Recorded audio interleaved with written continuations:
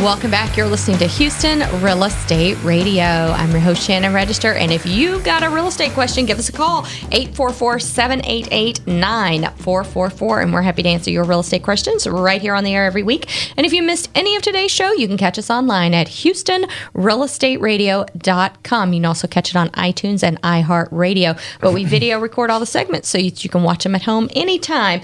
This segment, we've got attorney James Weidemer here in the studio talking with us today about foreclosures.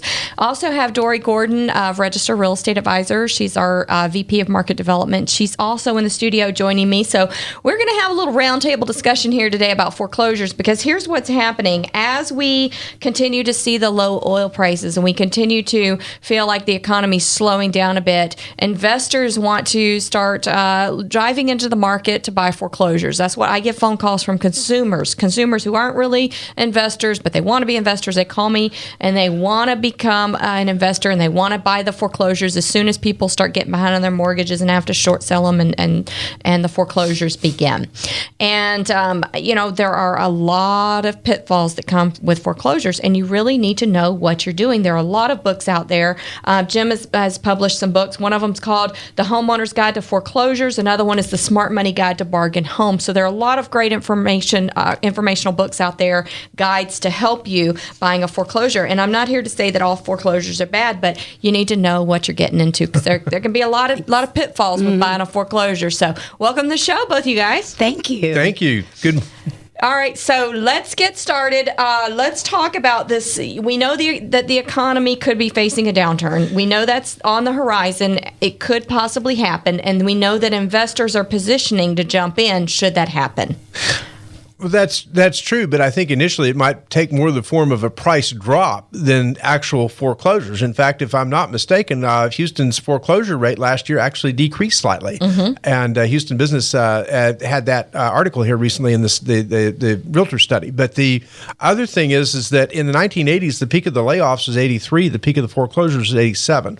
So I think it's still pretty early in the market for actual hardcore foreclosures, but we could easily get a soft market, and the old rule: buy the dips, and play for the longer term. But I think that would be one of the things you'd have to do. And there are, of course, a variety of plays that you can do that make that work. So we know that when a bank owns a property and they're selling it as a foreclosure, they don't have to disclose like a normal property owner would have to disclose with a seller's disclosure. That's correct, and I might emphasize there's a couple of levels at which foreclosures are done. First is to try to actually buy at the actual legal foreclosure, which, by the way, just moved. It used to be downtown at the Old Family Law Center, and it's now out on Alameda Highway. There's a center, Bayou Center, for that. And the purchasing of the actual foreclosure sales is cash only, and it's a very dangerous proposition. But so much of what are called foreclosures are actually resales of properties acquired mostly by financial institutions. At the actual legal foreclosure, about 99% of the buyers are the lenders that loaned on that house. Cash investors are relatively rare at the actual foreclosure sales. But once the bank acquires it, it resells it. There's a couple of ways. It may resell it directly if it's a larger financial institution, but a lot of times these loans have been marketed or sold on the secondary market, and then you get your secondary entities. For a while there in Houston is Fannie Mae, Freddie Mac, but also your insurers. The HUD can still take over property. Now, they used to do a HUD home sales thing, but they're now listing with a brokerage firm to resell those foreclosures. So those are very often what people are talking about with foreclosures. And once in a while, I saw one in Detroit, and boy, it brings back 80s deja vu for me, was an auction marketing. And we may see more of that. Now, what we may also look at in the future, and we've never seen this done on a large scale, but we may yet see it, and that would be auction marketing, possibly on internet. So what are the things to be aware of when purchasing a foreclosure property, the negative things that you really need to be aware of that can happen? It's sort of the last stronghold of the as-is sale. The actual legal foreclosure sale, you can't go back against them. And so basically you're out. You buy what you buy, and it's strictly at your own risk. And the other problem, and if you're buying at the actual legal foreclosure, it's hard even to get into the house. For example, the owner may still be there. They are the now. Let me explain. And they have to evict them. Yeah, let me explain foreclosure. Maybe back up just a second. In Texas, who owns the house when you borrow money to buy your house with, the borrower or the bank? And I always tell my class, shh, it's because they always say the bank. It's not the bank. It's the borrower who owns. What the bank holds is a lien, a right to force the sale of the property to pay the debt. Mm-hmm. And that's the whole reason they have to foreclose. If they were the bank actually owned, all they have to do is evict like a landlord. Right. But because the borrower still owns, they've got to force the sale. But what they normally have you sign is a deed of trust, which is basically a lot like a power of attorney that gives a trustee the power to sell your house in the event you don't pay the loan or keep up the payments on it. And so the actual legal foreclosure sale, that trustee exercises that power and sells it. All right, but so that's the bank.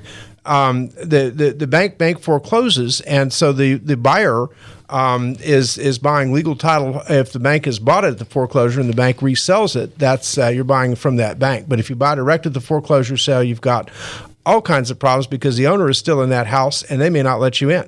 They may slam the door.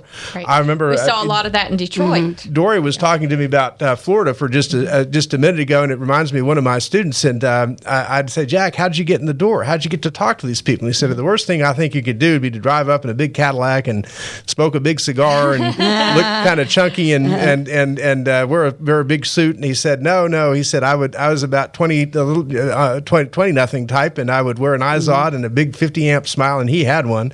And he'd go up to the door and he'd riffle a big stack of $100 bills. He said they'd open the door. There you go. That's one way to do it. But that's one of the problems you'd have. And if you buy resale, you usually have time to inspect. And I can't emphasize too strongly, you are going to have to inspect. Yeah. Prevention.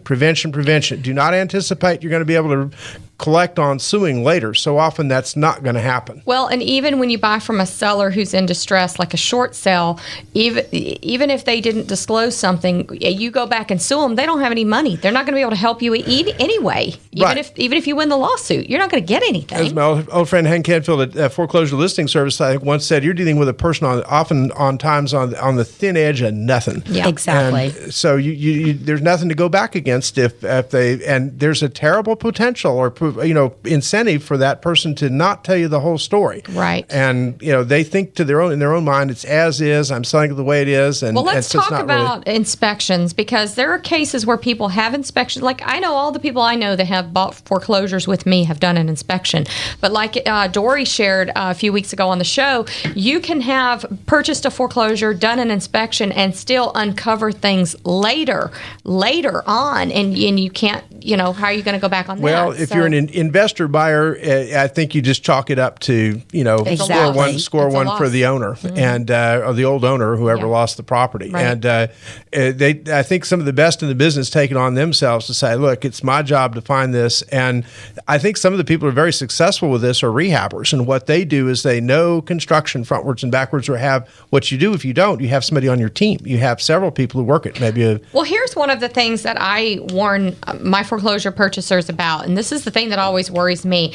Okay, you buy a property, you had it inspected, you know what's there, you know what you're buying. However, you go in and start doing demolition and changing up the house and remodeling, and now you run into some mold issues, some water damage issues, some old fire issues, whatever it is. You now have to disclose it when you resell it. That's absolutely correct. That's people correct. think it's so easy. Well, I'll just go in and I'll change this out and I'll change that out and I'll take out these cabinets. What if you find something behind those cabinets? You now have to disclose it. If you're reselling, you would have to disclose it. What some people do sometimes is just simply they buy the house, particularly in a down market, because resale prices are not that good. They do what I was talking about earlier as an income play.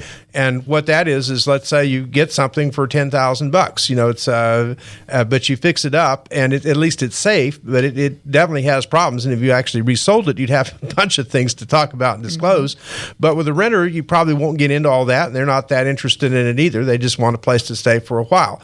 And but cash on cash, let's say you bought something for $7,000, put $7 into it to fix it up. You got $14 or whatever into it, rent it out for $1,000 a month, $12,000 a year comes in, $14 cash out to buy the place and fix it up, $12 a year coming in. You've got cash on cash, a good deal, income play. We're not used to those now because we're used to value increase plays where you buy low and sell high. Right. And that's going to work too. But see, in the meantime, what you can also do with that house is if you rent it out for a while, then later on when the market, you've got cash coming in, when the market turns back up again, then you may want to consider that resell. I think one of the things that, Dory, you and I run into this all the time. We have people who come in and say, I want to buy a house, but I want to get it 20% below market value. Well, that's pretty rare in Houston that you're going to find that. Well, it's been the last several years a seller's market. Yeah, so I think it, depends on the economy, as James was talking about earlier. In the late 80s and early 90s, that's when we started buying and selling foreclosures in Florida. And a lot of times, you're right, we do not have access to getting into the house. And I remember driving the neighborhood and trying to estimate the margins before my ex-husband, who is an attorney, bought it on the courthouse step. And I would talk to the neighbors, but I was doing the margins on the construction costs in my head, and then the resale and knowing what we could buy it for. And then and the cutest thing happened. My daughter was 3.5 at the time, and she said, look, Mom, it looks like a good 3-2 with a family room. Tell Daddy to buy it and let's go. So when your 3.5-year-old says that, you knew I just picked up the phone. That time we had car phones. I go, buy it.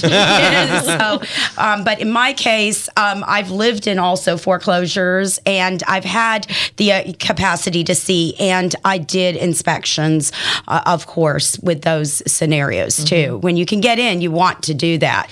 Yeah, I think that people buying foreclosures need to remember you buy when the market's low. You still might be paying market value for the time, but you're buying in a low market. Then you sell in a high market, and you're selling for market value in the high market, and that's where you make your money, is over those years of holding the property. Rarely are you going to buy it 20% below market value it's and not flip happen. it. I mean, flipping in Houston is very rare. It's so hard to do that in Houston. Yeah, I mean, why would a bank, a financial institution that acquires a house out of foreclosure, what incentive do they have to sell it at below market? None. Yeah. They're going to sell for market. Right. And there's enough demand, they're going to sell it. So unless it's just a very unusual, like you said, odd situation, they're not going to do that. The only odd situation I can think of, if you buy at the actual foreclosure sale, I mean, yes, maybe you can. Our target, I used to work with a group of investors, and we bought at the courthouse steps. And, our target was about 50% below market, and we could once in a while get it. But I know the first one we bought was kind of a problem because we got it at about half of what looked to be the tax value market value. And when we got in there, we had all kinds of work, foundation work. I think it cost them like $2,000 to haul junk out of the backyard. It was stuffed with things, plumbing. We didn't make much money off of that one at all. But later we got one in good condition, and I think we bought it 56, sold it about a year later at 100,000, and so that's a profitable. Let's talk about seller's disclosures real quick. Whatever you buy, whatever you find in your foreclosure, when you resell it, you have to disclose it. Let's talk about the disclosure, though. If you go in and fix the problem, whatever the problem is, do you then still have to disclose it? I think you do, but you can also talk about the fact that it's fixed it. Yes, or what you did to fix it would probably be the best thing. Okay. All right, because we know we had a lot of flooding in Houston with the floods. We have a lot of houses that are flooded, and people went in and cut out the drywall and got it all fixed. But do they still need to disclose that stuff? I think so, yes. And prior flooding, and in fact, actually, the big four that you got to watch out for found in Houston: foundations, termites, flooding, and roofs. And those are where I see overwhelmingly most of the lawsuits and trouble and litigation out of home selling. Now, when you have good brokers and good agents and smart people, the two that get them are flooding and termites. And the reason is that, of course, sophisticated buyers always get inspections, and they do inspect for the termites, but termite inspector quality varies. And termites are diabolical insects. They can make themselves hard to find sometimes, vertical infestations, all sorts of things. And if they're missed, it's a problem because it's not covered by insurance, and who's going to bear that loss? So that is a problem. And the other one is flooding, and sometimes long ago flooding comes back to haunt people. And particularly real estate agents, it's the devil for them because it's like, well, it flooded 20 years ago, you're supposed to know about that. Come on. It's hard sometimes to know about all these things, but they try to paint a picture in a court that you did or must have or should have. Or basically, you really can't sue for should have under DTPA, but they do pretty close to that. And the flooding can vary from street to street, and Absolutely. the level of the flooding. Absolutely. So even if your neighborhood flooded, you might be, they might have graded the property different, and the elevation might be different. Yeah. Also, I've seen, just cause problems for just ordinary home sales, and maybe sometimes the flooding is just for like the backyard, and it isn't really for the main house itself. There's enough elevation gain so the house itself was okay, and it might still be classed in the flood area though. All right, great information on foreclosures. James Weidemer, he is a real estate attorney since the 70s here in Houston. Taught a lot of classes, a lot of real estate classes. You've taught a lot of realtors out there. Yes. All right. He's got thousands of books, several books out. A couple of them we talked about today were The Homeowner's Guide to Foreclosures, How to Protect Your Home and Your Rights, and The Smart Money Guide to Bargain Homes, How to Find and Buy Foreclosures by James Weidemer, an attorney here in Houston. He works with commercial properties and also residential properties. And then we had Dory Gordon back in, who's purchased foreclosures before, very familiar with them. She is with Register Real Estate Advisors. So we appreciate both of you being on the show today. If you've got a real estate question, give us a call.